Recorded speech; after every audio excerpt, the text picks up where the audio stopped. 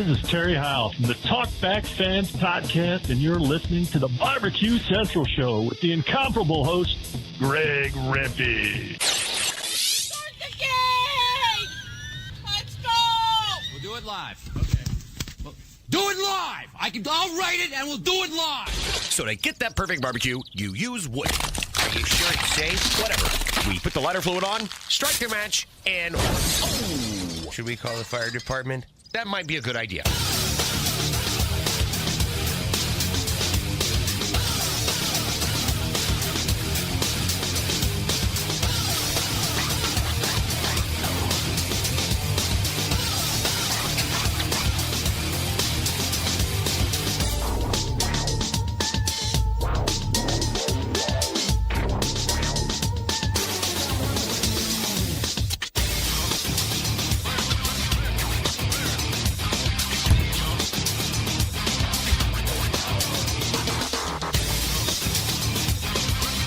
All right, good afternoon and welcome to the Really Big BBQ Central Show. Don't freak out. Middle of the day on Wednesday, Eastern Time. It's not a joke. We are doing it live. We'll do it live. We do it live just like this since 2019. We've come into your living rooms or work cubicles, car radios, however you're getting it. We're here to do something special, like we have for the last 5 years. We are announcing today exclusively here on this show in conjunction with American Royal, the 10 finalists for this year's BBQ Hall of Fame. And joining me this afternoon are our pals Elizabeth Gunter and, for the first time, Amy Mills. Now, I say this only under the fact, not Amy Mills' first time on the show ever, but first time in this capacity. And Amy, you can't hear me? Amy. Hello, Amy. Hello, Amy. This is what happens when we do it live. We'll do it live. Who knows what's going to happen? Wow. I can hear that feeding back. Elizabeth, you're there, though, right? Yes, I am. Yes, all right. Very good. So, wow. Amy is working out some things on her end, so we're going to mute her. Amy, whenever you can hear me, just give me the hi sign, and I'll unmute your line. But at this point, Elizabeth, it could just be me and you. We could be going mano-a-mano, getting out that top 10 list or 10 finalists list here. So let's go ahead and get through some of the introductory stuff here as the crowd builds in. And then, of course, we'll get to the 10 finalists here. Elizabeth, little background on you for the folks that aren't familiar, because we had Emily Park on for a number of years as we got this thing going. And then last year was your first year here doing the announcements on this show. For the new folks that are just tuning in by happenstance here, your name, where you're from, and what you do with the American Royal. Absolutely. I'm glad to be back this year. So I'm Elizabeth Gunter. I grew up in DeKalb, Missouri. It's a very small town right outside of St. Joseph, Missouri. So very close to Kansas City. And at the American Royal, I'm an event coordinator. And if you're not familiar with the American Royal, we focus on 4 different facets of agriculture. So that is livestock, rodeo, equine, and barbecue. And barbecue happens to be my favorite. So I dive into barbecue quite a bit and education as well. But with the American Royal, it is our mission to create a world where food and agriculture is celebrated and all generations are committed to its future. And so the BBQ Hall of Fame works perfectly in that, celebrating the heritage and really focusing on that education to the newcomers and preserving that history. So that is kind of my role. From a BBQ Hall of Fame standpoint, like, what did you know about it coming in, and what are you tasked with as far as, running this whole situation? Absolutely. So it was kind of like trial by fire, if I'm going to admit. I was fresh out of college. So I started back August 2022. So I'm coming up here on 2 years. And Emily Park had just recently left. And so I had a lot of big shoes to fill. And with not really growing up in the realm of barbecue, I was really listening to those around me and really focusing on how can I learn as much as possible. And so the selection committee has been a huge help in kind of instilling some knowledge that is really, really helpful and beneficial in creating that experience. So all of our barbecue Hall of Fame experience I help create with me, and then also the black apron and induction ceremony on site at the World Series of Barbecue. I get to help my boss, Casey Vincent, the barbecue manager, compile all the judges and get the teams in for the World Series of Barbecue. We have some certified judging classes here at the American Royal, some table captain classes. We do a sauce and rub contest. So my hands are in it all forward, but my background in that specifically related to barbecue, I guess, would be I was on the Mizzou meat judging team. I majored in animal science, so I really, really liked learning about where my food comes from and how the impact of what we feed our animals and the stress factors can really implement and affect the meat quality. And so going onto the Mizzou meat judging team, I actually had the opportunity to look at carcass quality grading and get to do all of that. And so I think this is a really great opportunity getting to look at the back end. So it's a really 360 model of agriculture for me. All right, I'm going to break just for 1 second because I'm trying to keep an eye out for Amy at the same time here. So I'm going to pop her audio up, see if she can hear me. Amy, can you hear us? Yes, I can. Can you hear me? Hey, we did it. Stand by. I'm bringing you back in. Just weren't coming through my... That's all right. So now we are all together, one big happy Hall of Fame family here. So Elizabeth was just giving us a little background on her and what she's tasked with to do as it relates to BBQ Hall of Fame. Amy, for the folks who have been living under rocks, what's the brief background on an Amy Mills? I am the owner of 17th Street BBQ. I'm the daughter of Mike, the legend Mills, and worked side by side with him since 2020, although our restaurant started in 1985. And I have not only 17th Street, but the factory at 17th Street, Faye, a mail order operation, On-Q Consulting, and the warehouse at 17th Street, which is like our catering and concessions arm. By the way, Mike Mills, a legacy inductee to the BBQ Hall of Fame. So before this incarnation of the current BBQ Hall of Fame, there was an online original BBQ Hall of Fame started by the likes of Mike from Hog Eyes, Ray Basso from the Barbecue Forum, and Mike was inducted along with some other barbecue legends that people probably don't know anymore, unfortunately. So Mike Mills in the BBQ Hall of Fame. Let's talk about the names committee, or this leads us into the process of how we get into the top 10 finalists. So Elizabeth, tell us a little bit about the names committee and who's on it this year. Absolutely. So we have 6 very intelligent people, and it ranges the background from people that are pit masters, people that own businesses, people that are food writers. So we have a wide variety that can really represent the barbecue industry. But Jim Achmoody is on it, Adrian Miller, Ray Lampy, Amy Mills, who is here herself in representing today, Kevin Bledsoe, Hannah Raskin, and JC Reed. I've noticed over the years that list has a tendency to change. Amy, you're sitting on it. You've been on it, I think, for a couple of years at least.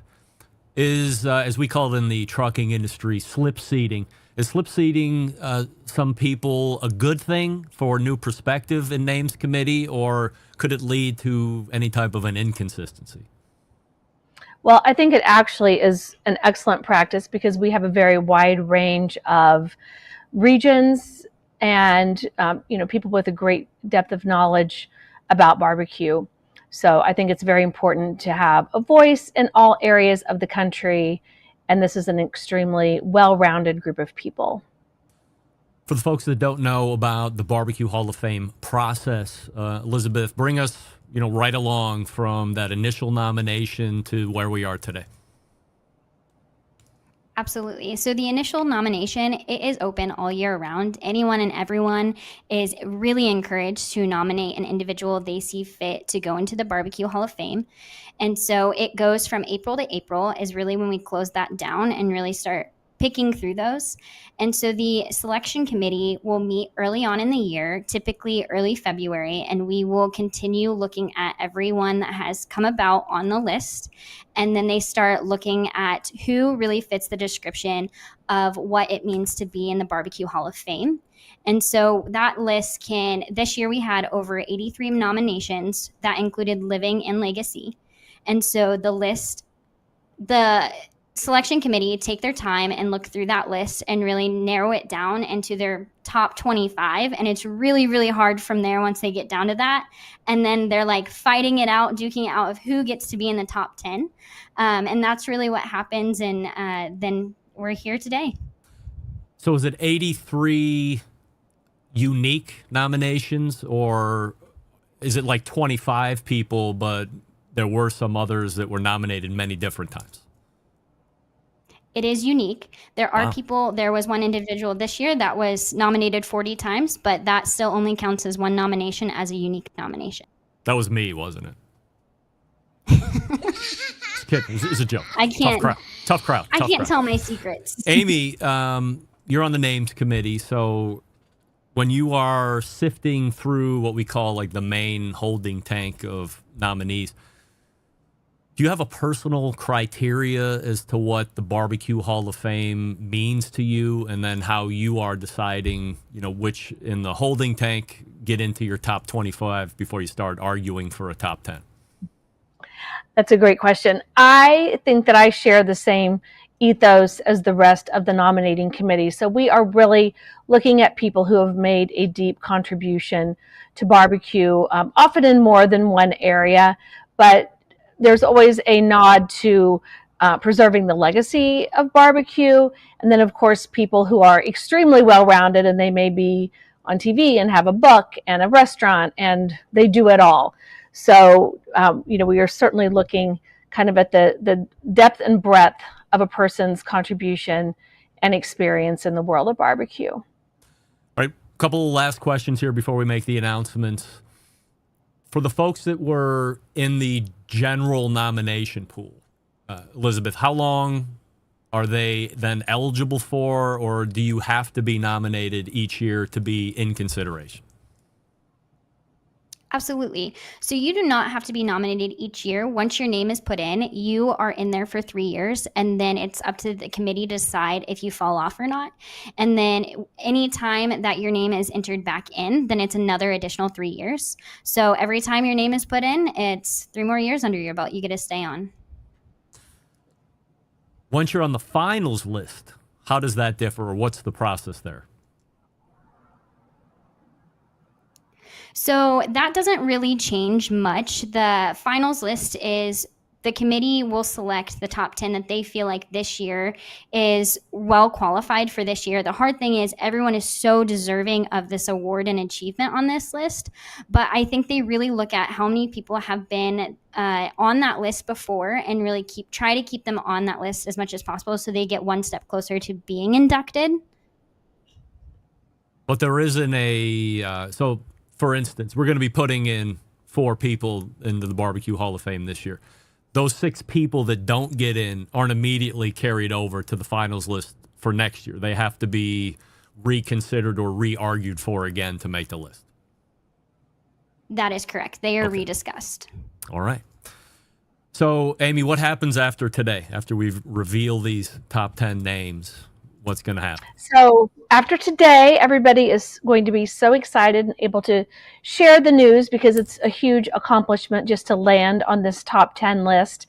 And then the committee and the Standing Hall of Fame will vote on the inductees. And when will those be announced, Elizabeth? Does that get announced in June? It's May 22nd. May 22nd. And then we will actually induct them at the Black Apron ceremony at the Royal in November. All right. So without any further ado, that's the process. Let's go ahead and start rolling through these 10 in no particular order. what I figured I would do is I'll ask Elizabeth to give us a name, and then Amy, if you want to share any insight or personal anecdote, I'm sure you know a lot of these folks. Please go ahead and jump in, add a little color here. So, Elizabeth, first name, please. Danielle Bennett, also known as BBQ. Wow, BBQ, huge name. Yes, huge name in barbecue, and I know that all of your viewers, I'm sure, are very familiar with Danielle because I know she's been on your show frequently.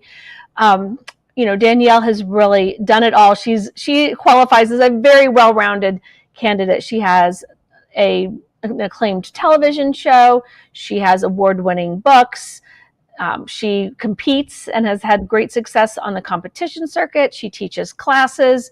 She really is spreading the gospel of barbecue wherever she goes. So congratulations to Danielle. All right. BBQ is in. Next finalist, Elizabeth. Rick Brown. I know Rick Brown. So I was first introduced to a Rick Brown via the television, much like a Steven Reichland. But Amy, what can you tell us about Rick Brown? Well, I have highlighted many of my notes here about Rick Brown because, again, a very illustrious barbecue career. He is an expert cook and pitmaster. He has authored 16 books about barbecue. He's a photojournalist. He's an author. His Barbecue America series, I think, introduced many people to barbecue. And he really is out there continuing to work. He's known for that trademark picnic plaid, red and white checkered shirt that he wears. I first met him on the banks of the Mississippi when he was there filming something for Memphis at May. But, Rick is really a staple in the barbecue world and a most worthy candidate. No doubt. By the way, BBQ Rick Brown, first time nominees here. So who's the third name we're going to mention, Steve? Steve Grady. All right. Steve. Now, fun fact before Amy goes on a little bio for Steve. Third time on the list. I remember hearing Steve's name last year and the year before. So much like some others in the past, this is his third arrival on the finals list. Go ahead, Amy. Yes. What is it? The Susan Lucci of this list, right? She had to be on took her a long time to get an Emmy Award. Yeah. Steve Grady is really a fixture and a very important person in North Carolina barbecue. And here's where we're really nodding and recognizing history. And it's so important. I think there are lots of names with whom we're all familiar, but it's important to reach back to the past and remember those who got us here. He's 89 years old. Wow. He is still cooking whole hogs every day. His barbecue stands as one of the few whole hog smokehouses left in North Carolina who are doing it the old-fashioned way. And we are, certainly cheering Mr. Grady on. Number 4. First timer on the list. Andy Husbands. All right. Now, I know Andy. I'm almost ashamed to say I've loved Andy for a long time. And I first fell in love with Andy when he was a competitor on like season 1 or 2 of Hell's Kitchen. I was like, look at this guy. I reached out to him. I had no idea he was into barbecue. And then he came on the show. And just through our conversation, he mentioned, oh, by the way, I'm on this team. I know Chris Hart, blah, blah, blah. And I fell more deeply in love with him than I thought I was already. So, Amy, what's Andy Husbands up to barbecue-wise? So Andy is such a great guy. And I met Andy, I lived in Boston for 20 plus years of my adult life and ate at Tremont 647, his acclaimed restaurant there for years. I actually first met him cooking at Little Compton, Rhode Island at Sakonnet Vineyard at a barbecue event there. But I do know, obviously, Andy and Chris from the circuit and their fabulous IQ barbecue team. But Andy, is the author of, I have to look at my cheat sheet, how many books? So many books. 6 books, but most of your audience will be very familiar with Pitmaster and Wicked Good Barbecue. He's part of the team that won the 2009 Jack Daniel's World Invitational Barbecue Cooking Contest and the first New England team or team outside and the team in the Northeast to win that contest. Obviously, Bill Gillespie has gone on to win that as well from that area. But now Andy has been on, many television shows, including his probably start at Hell's Kitchen. I was fortunate to judge Fire Masters with him on the Cooking Channel for several seasons. And then he also now has at least 3 smoke shop barbecue restaurants in the Boston area. So he really is living and breathing barbecue day in, day out. He teaches classes.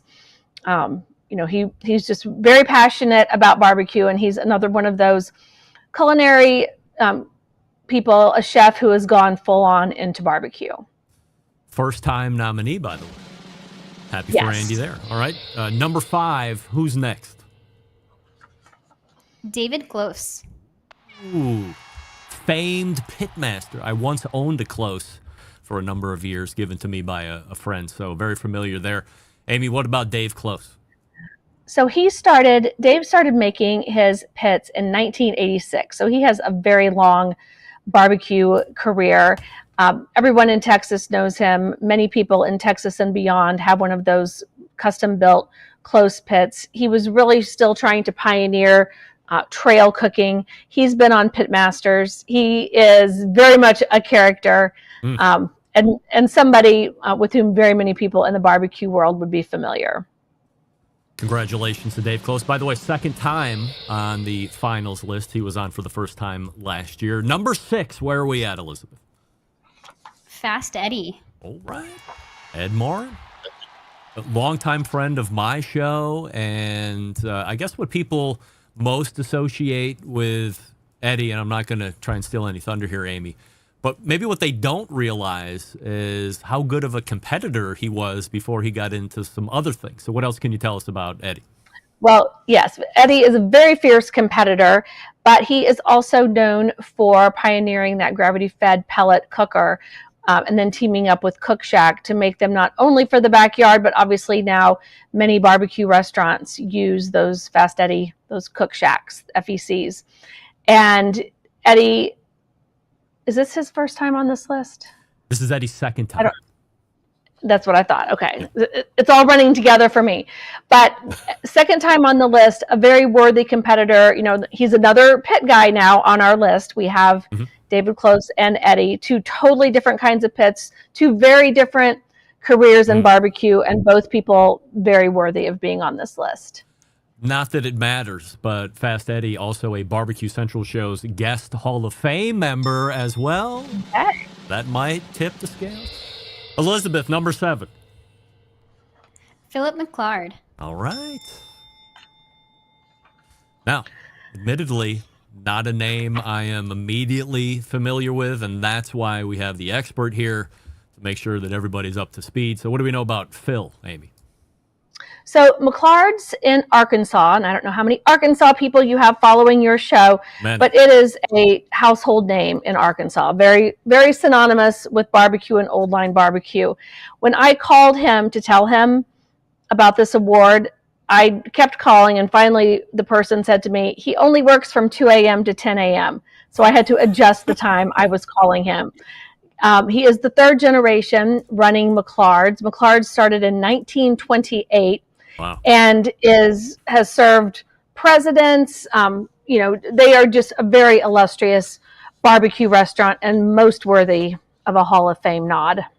Amy, let me follow up with you on that, because that strikes me as unbelievable. I know Steve Grotti's kind of in a similar situation here, but as someone who has had a barbecue restaurant for decades, when you talk about 1928 and all the evolution and staying relevant, and as somebody who does consulting for barbecue restaurants, what kind of an achievement and what are they doing right to stay in business that long? I would say that is a near impossible feat, and we could probably, I don't know how many there are. There are certainly many Texas restaurants who are doing this as well. We are in our 39th year, and I can't even imagine like what that would be like to be almost 100 years old. It's really a feat.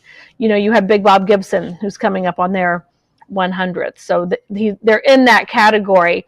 And I think they probably didn't seek fame. They didn't seek their fame in television or in books or anything like that. So while they may not be a national household name, they are very much a respected name for those who are super familiar with and who study the world of barbecue. But I think that this is an incredible feat, and the fact that he's there still working day in, day out is a testament to that. That's how you do that. You still have to be very involved. Incredible. All right, number 8, Elizabeth, who is the name? Roy Perez.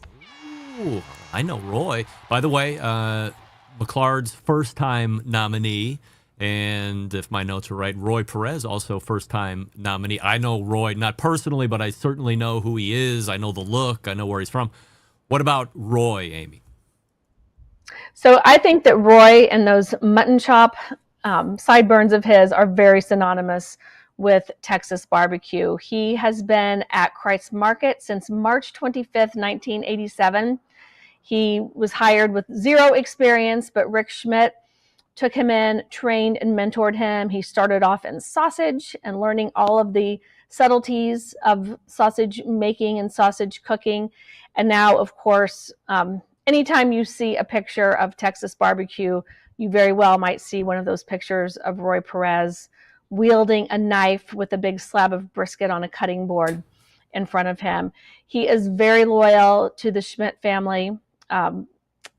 Rick Schmidt, the owner, and now Keith, the current owner of Christ's Market. And I think that he has just a deep passion and love for barbecue. He loves talking to the people who come in. He loves having his picture taken with them and just really extolling the virtues of classic Texan barbecue. All right, so congratulations to Roy for landing on the list. Number 9, Elizabeth. Malcolm Reed. Wow. I'm not going to fanboy out on Malcolm Reed. I'm also not going to say that he's a monthly guest as early as last night on the Barbecue Central show, but I know who he is. Second time on the list as well. What do we know about Malcolm Reed, Amy? I don't think there's anything I can tell you about Malcolm Reed that you and your audience don't already know, but I am just personally a huge fan and admirer. I can remember sitting at an NBBQA conference in probably 2009 in Austin, Texas, when Malcolm talked about, his side hustle of making these YouTube videos and blogging about barbecue. And now, my dentist asked me, "Do you know Malcolm Reed?" And I say, "Yes, I do." So Malcolm has, really become a barbecue star and sensation, and he has the chops to prove it. He's the education he provides, and of course his stellar line of products are just huge contributions to the barbecue world. Little known fact, when Malcolm was a younger man and would frequent the local Pizza Hut, they would close it down, pour pitchers of beer, and play WWF wrestling for real in the restaurant. Just putting it out there. All right, one more left. Awesome. Rounding out the top 10, Van and Sykes. again, in no particular order. I'm sorry, I stepped all over you, Elizabeth. Go ahead. Van Sykes. Van Sykes. All right. So again, the name I'm not overly familiar with, so I'm leaning on Amy to give me the heads up. So again, a very classic Alabama barbecue family. Bob Sykes barbecue restaurant is in Bessemer, Alabama. I've had the fortune of eating there several times. And I know Van. Van is the second generation owner, still working in that restaurant every day. So again, a key and a clue to success is that you can't not be in your restaurant. He is one of the 50 founding members of the Southern Foodways Alliance, which I think is very important. And in fact, the first time I met Van was at a Southern Foodways Alliance event. And we really bonded over restaurant operations and really talking about a lot of behind the scenes things that are required to keep employees well-trained and happy and restaurants humming along. So he is a wealth of knowledge and experience in the barbecue world. And that restaurant is just on perennial best of Alabama lists and is really a true barbecue shrine and destination. All right, so that's the list. Van Sykes, Malcolm Reed, Roy Perez, Philip McLeod, Ed Morin, Dave Close, Andy Husband, Steve Grotty, Rick Brown, and BBQ Danielle Bennett is your finalist list here. 4 of those will make up the 2024 BBQ Hall of Fame class, and that's going to be announced in 2 weeks' time, exactly 2 weeks from today on the 22nd at the very same time, 3 p.m. Eastern. We'll all revisit and learn who makes up the Hall of Fame. Before we go, is there anything I left off or that we want to cover, Elizabeth, or are we good? I think we're good with that. Honestly, great job. Is there anything you want to promote or that the American Royal has coming up here over the next couple of weeks we should know about? Absolutely. We always have something going on around here. So we have our barbecue, certified barbecue judging class and table captain class coming up this year. We have 3 of them, June 15th, August 24th, September 14th. So if you want to become a certified judge through KCBS, please come on out, sign up. It's on the portal online. I'm happy to have you. And then once you get that certification, you can come on out and see us at the World Series of Barbecue, October 30th through November 3rd. That's going to be at the Kansas Speedway. It is later in the year this year, but registrations for judges and teams should come out the end of this month, early June. Amy, anything you, 17th Street, or one of the many other businesses you have your hands in looking to promote today? We have all kinds of things to promote today. I'll tell you about 2 things. Our applications are live and online for our 37th annual, 37? Now I'm getting confused. Praise the Lord, Murfreesboro Barbecue Cook-Off. It is the only tri-sanctioned barbecue cook-off. We run simultaneous steak, SCA steak contest, MBN, and KCBS contest. The steak is a double header. There's one Friday night and then one on Saturday. So many of those teams cross over. We generally have about maybe 7 teams will cook both KCBS and MBN. Heath Riles actually won grand champion of both of those a few years ago. So that is quite a feat. And of course, our trophies are those coveted the blown glass apples. You can look at Darren Worth's Facebook page sometime. He has a whole orchard of them displayed in glass cases all over his restaurant. So we are always excited to welcome our old barbecue competition friends as well as make some new ones here in Murfreesboro. And our factory at 17th Street is fully up and running and operational, and we are producing our own barbecue sauces and rubs as well as co-packing for other people. So we are pretty full up for the next 2 months for co-packing, but if anybody is thinking about getting their product co-packed and wants to have that in time for the holidays or something special, they should get in touch. All right. Maybe we should do a segment on my show some Tuesday night and talk about co-packing and all that fun stuff. I think that would be an advantage for our listeners if they're looking to do something like that. We could totally do that. All right. So, Elizabeth, thank you very much from the American Royal side. Amy, appreciate you taking time out today and giving us the bios on these folks. And we'll all revisit here in 2 weeks' time and see who makes it into the hall. Thanks so much, ladies. Wonderful. Thank you very much for giving. There they are. That was great. We are right on time. And thanks again to Amy Mills from 17th Street and Elizabeth Gunter from the American Royal. If you're just tuning in, I am happy to tell you that it's all being recorded, so it'll be uploaded in podcast here in just a little bit, so you can get it. 2 releases in one day, because our number 1 is already out. And then the the 10 finalists for this year's BBQ Hall of Fame are as follows: Danielle Bennett, BBQ, Rick Brown, Steve Grotti, Andy Husbands, Dave Close, Ed Morin, Philip McClard, Roy Perez, Malcolm Reed, and rounding out the list is Van Sykes. There you have it. I see you guys in the chat. I appreciate it. Certainly, my heart. I love you guys and gals.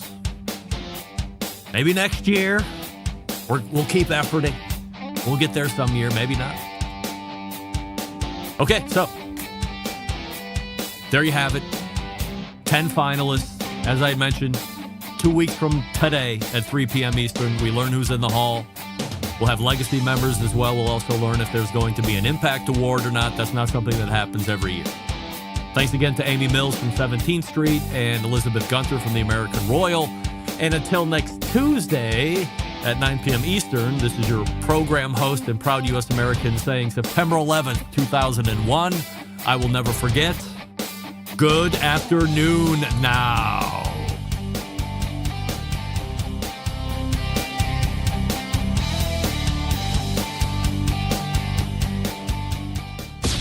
This is Doug Scheiding, the Rogue Cookers, Texas embedded correspondent. You're listening to the BBQ Central Show.